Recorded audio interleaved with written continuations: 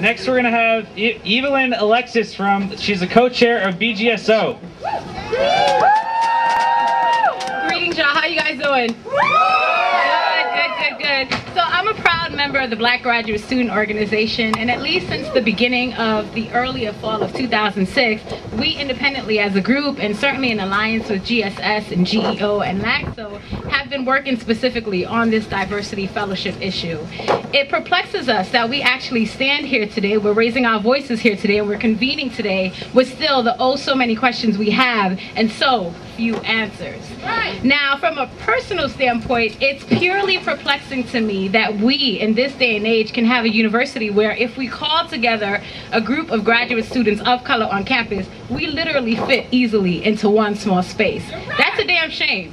It's not my America, and it shouldn't be your America as well. That's right. Now, to discuss this diversity fellowship issue, I wanted us to travel down a historical timeline because, as we very well know, what happens in the past can, will, and is being repeated across higher education lines today. So let's start off in 1954. Our nation delivers Brown versus Board of Education, correct? Yeah. A year later, we find that the nation isn't living up to that dream, and in 1955, we have Brown versus 2 to put some teeth into that legislation. If we move forward a bit to 1964, our nation again gives us the Civil Rights Act of 1964. Keep in mind, that's 10 years from Brown versus Board of Education. And you'll find that the Civil Rights Act legislation says that it bans discrimination across racial, gender, and religious lines. And I want to emphasize those sectors, specifically racial, gender, and religious lines, etc., just so we're all on the same page about how affirmative action delivers and benefits a broad spectrum of the American population and not simply racial minorities.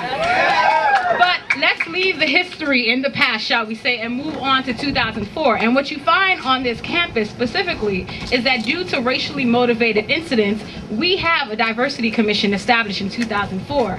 And your beloved Lombardi, as well as Gargano, issue a report in which I'll quote from it. They say, we as the UMass community are committed to building a university that is committed to building racial and ethnic diversity among its faculty, student body, as well as staff. So pray tell, why is it that in 2006 we're finding out that the number of underrepresented students of color, and specifically, and also faculty, are dwindling in 2006? Why is it that we're finding out that the Office of Graduate Recruitment and Retention, their funds have been reappropriated, right?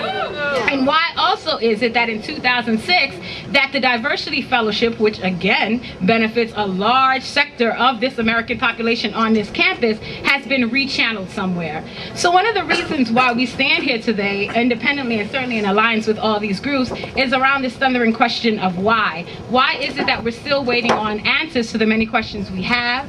Why is it that as a public university we haven't taken a public stance against the blows to affirmative action that again benefits our nation as a whole?